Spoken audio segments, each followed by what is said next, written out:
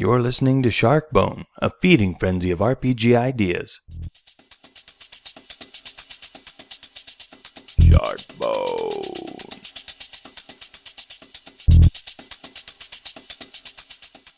Welcome to the Sharkbone podcast. My name is Devin, and I am doing something that I've wanted to do for a while, but have never done before. And I am going to be recording a solo RPG session. I have no idea how this is going to turn out, so let's take this journey together and see what's going to happen. So I'm going to be playing the Cypher system in a superhero setting because I really like supers, got them on the brain. So I am playing Vincent Vargas. Vincent Vargas is an exiled warrior who looks for trouble. Now, there aren't very many supers in this world because there just aren't. Vincent is one of the few. He got his powers about a year ago when something fell from the sky, some kind of meteorite, and it exploded with blue energy when he went to investigate it and imbued him with his powers. He found a mentor with whom he could train, whose name was Eamon. Now, Eamon was some kind of mystic, although Vincent's not really quite sure what kind of background Eamon comes from, or what his particular brand of mysticism is. But be that whatever it is, Eamon was a very good teacher for Vincent, which is why it was pretty horrible when he returned from an investigation a couple weeks ago to find his mentor's house destroyed and his mentor missing. He's been on the trail ever since. He hasn't quite figured out what took him or why. Now, because there aren't very many supers in the world, that means that Vincent hasn't gone up against very many supers. But he knows that there's alien life out there because he occasionally will see flashes of some foreign language scroll across his vision in that blue light. All right, so let's draw a card from this GM Apprentice or Game Master's Apprentice deck to kind of get an idea of what this scene looks like. Rubbery coils around your neck. All right. Vincent entered the dark house quietly.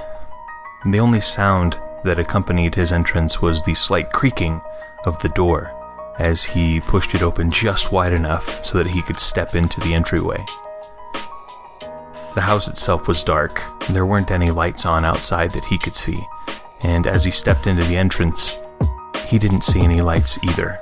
It looked like if anyone was here, they were hiding, or no one was here at all. He stepped farther into the entryway, peering left and right, trying to see anything in his surroundings.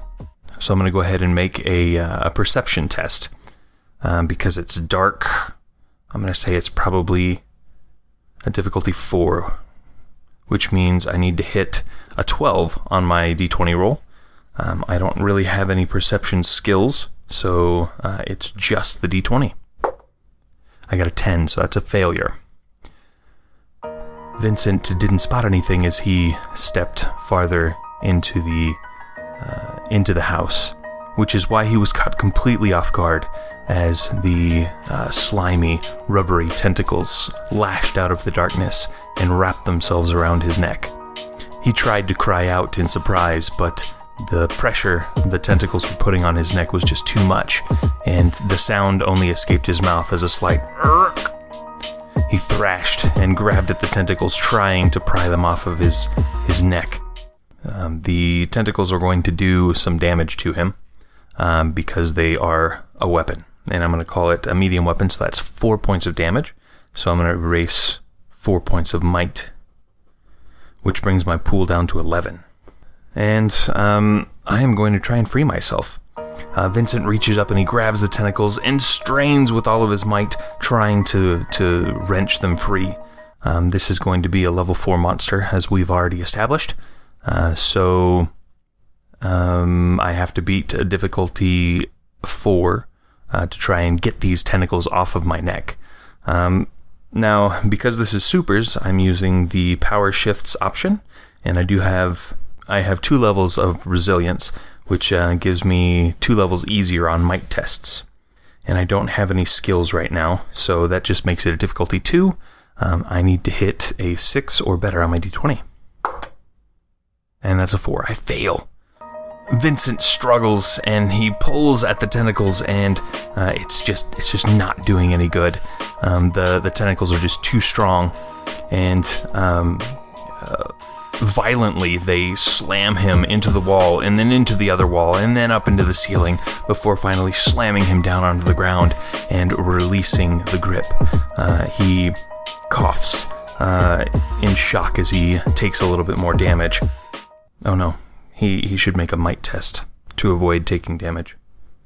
So, need to make another roll. I don't have any skills in this, so let's just see what I get. I get a 7. So I take some more damage, 4 points of damage, which is going to bring me down to 7 in my might pool. I'm taking some serious damage here, and that's not cool. Oh, but I forgot I have 2 armor. So that's going to reduce each of those. I'm going to get 4 points back there, so I am at 11 now. I forgot about my armor. Vincent pushes himself up onto his feet, coughing slightly, and looks up straight ahead. And in the darkness, he can just make out the glistening wet form of some kind of monster. Tentacles are flailing in every direction, and he grimaces at it and says, "Where did you come from?" before he charges headlong into it. Swinging with his fists, giving it everything he's got. So I'm going to go ahead and make a might attack. I am going to spend a level of effort on that, so that's going to cost me 3 points from my might pool. I do have an edge of 1, so that just makes it 2. And I am trained in all weapons, including my fists. So this is just a level 2 challenge or difficulty I've got to hit. That's a 19, yes! Vincent rushes forward and swings his fists, and with a 1-2 punch, his fists slam into the slimy body of this grotesque monster, and it shrieks a shrilling call into the darkness, its tentacles flailing, and some kind of jagged mouth gnashing at the level of his waist. And it's going to take some damage there. Yeah, it just takes 2 damage. So it's down to 10 damage, or 10 health left. And the tentacled monster doesn't enjoy being hit, so it slaps again at Vincent, trying to entangle him in its slimy tentacles. And Vincent tries to dodge out of the way, leaping backwards, trying to get out of reach of the tentacles. And so now I'll be rolling a speed defense, and I'm not wearing armor, so I am trained in this. So that brings it down to a 3. That is a 2, so I fail. Vincent trips backwards over one of the other tentacles that has snuck behind him and at the level of his feet and just caught his ankle, so he falls backwards, and the tentacle wraps itself around his chest and his upper arms, pinning his arms to his side. Vincent struggles and tries to break the monster's grip once again. With a 17, he flexes and pushes his arms out from his side, and with a surprised shriek, the muscles in the tentacle pop and withdraw, and the tentacle falls limp to the ground. Once again, the creature is going to try and oh no, this time the creature belches out a cloud of inky darkness, and it is going to attempt to cloud his mind so that he can't see anything. This is going to be an intellect defense against its difficulty of 4. No. I rolled a 10. I needed a 12, so I am going to be blinded for right now. Vincent coughs and sputters, scrubbing at his eyes with the back of his left hand as he flails ineffectually, his fists flying left and right, trying to find his quarry. He, realizing that he can't see anything, that his vision is darker than before, he stops and he listens, searching for the creature, trying to suss out its location just from the smells that surround him and the sounds that reach his ears. So I'm going to make an intellect roll versus its difficulty. And we're just going to go with that. Ooh, yes, I rolled a 16. Behind him, or from above him, he hears a slight squishy slithering sound, and he knows that the monster has jumped up to the ceiling and is holding on to the rafters above him, ready to drop down. In a flash, Vincent reaches to his belt and draws out his sky sword, the blade glowing blue in the darkness, and he leaps up and slices at the monster, trying to sever some of its tentacles. So, that is 12. That is going to be hit. So, nice. Now it's only at 6 health. So Vincent jumps up and slices at it. Several of the tentacles plop down to the ground, wriggling and writhing in pain. And once again, the tentacled creature shrieks out loud. It's really high-pitched, grating sound. And then it lets go and falls directly down onto him, trying to envelop Vincent in the mass of its body and all of its wriggling tentacles. So I'm going to need to roll a speed defense to not get wrapped up by this thing. That is a 16. That is a success. As the tentacle monster falls down from the ground, Vincent can hear it and sees that it's there in the glow of his sky sword, and so he leaps to the side and lands hard on his side on the tile floor in the kitchen that they're in, and slides the last foot before he slams into the stove that's right there. Picking himself back up, he rushes at the monster, swinging his sword above his head before swiping it again, trying to end this creature once and for all. That is a 9, which is exactly what I needed to hit. So that's going to be 4 points of damage. It had 6, so now it's down to 2 health. The tentacle monster shrieks in pain again as it draws backwards. It has grown to hate that blue glow of his sky sword. The tentacle monster looks at him. Its bright red orbs sitting in its head glare at him hatefully, and it once again it belches the black cloud, trying to blind him. Make a speed defense roll against this thing. Ooh, and he fails. Vincent's face takes a full blast of the inky black cloud, and with a cough, he is blind once again, and he hears with a sudden squelch and a slam, the tentacle monster blows out through a window into the backyard of the house. Vincent scrubs at his eyes, trying to clear the darkness away from his vision so that he can give chase to this creature. And by the time he does so, he runs to the hole and looks out into the inky black yard and realizes he can't see a thing. There's no way that he's going to be able to chase this monster down and kill it once and for all. It'll have to be left for another day. But Vincent has to do what he came for. This was a clue as to the whereabouts of his mentor, Eamon. Perhaps Eamon was here. Perhaps Eamon is still here. He turns and walks back into the kitchen and feels along the wall, trying to find a light switch. When he finally does, he flicks the switch. I don't know if the electricity is working here. I'll call it a 50-50 shot. So I'm going to roll a d20. And it is a 9, so the light switch flicks on and off with a click, click, click. And there's no light whatsoever. It appears that the electricity has been severed to this building. Reaching into his pocket, Vincent pulls out his smartphone and with a few swipes of his thumb turns on the flashlight function for it and begins to look around, trying to find a clue as to the whereabouts of his mentor, Eamon. So he is going to start looking around in this house here and see if he can find some kind of clue.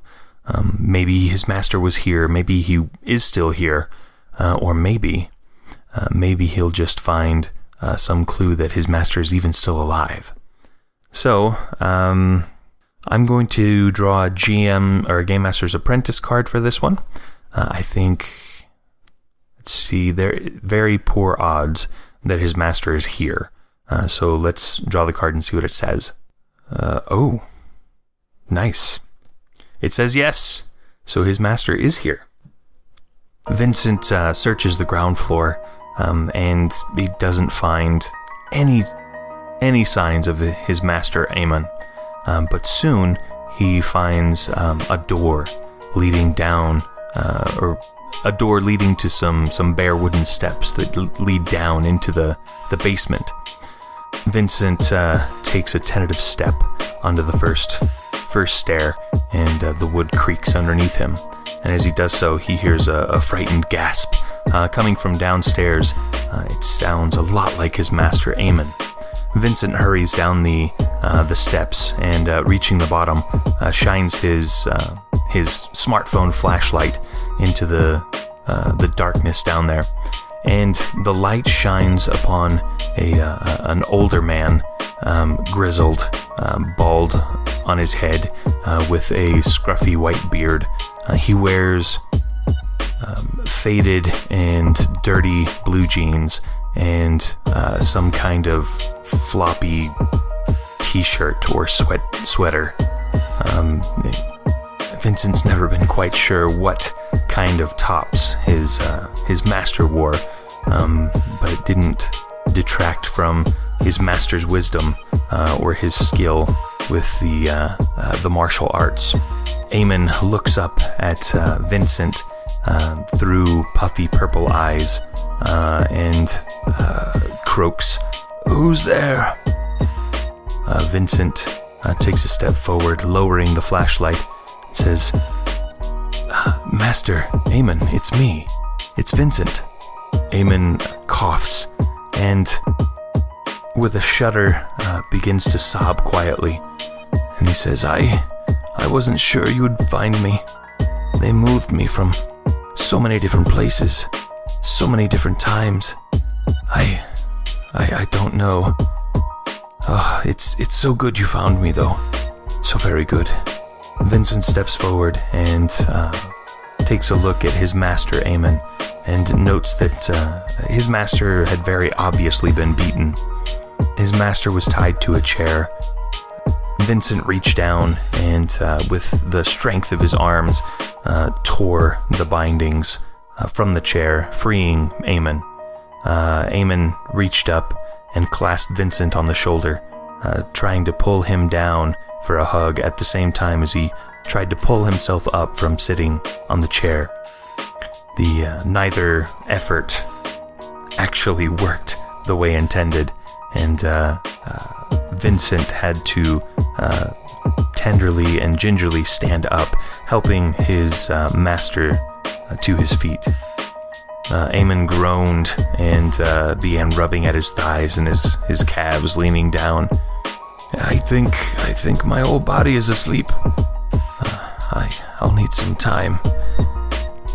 Vincent nodded and carefully led the old man to the stairs, where they walked up the creaking wooden staircase and exited the front of the house. Eamon, looking back at the house, looked up at Vincent and asked, How did you find me?" And Vincent shook his head and said, I just followed the trail. I followed the clues. What did they want with you, master?" And Eamon looked at Vincent and said, I'll tell you, but not here. Not now. First, take me home. Vincent nodded at him and led him to his beat-down van, gingerly placed his master in the back and slid the door shut with a bang before making his way to the driver's seat and starting the engine. The headlights came on, illuminating the dark street, and the V8 engine rumbled noisily down the road into the darkness. So that was interesting. Let me know if you'd enjoyed it.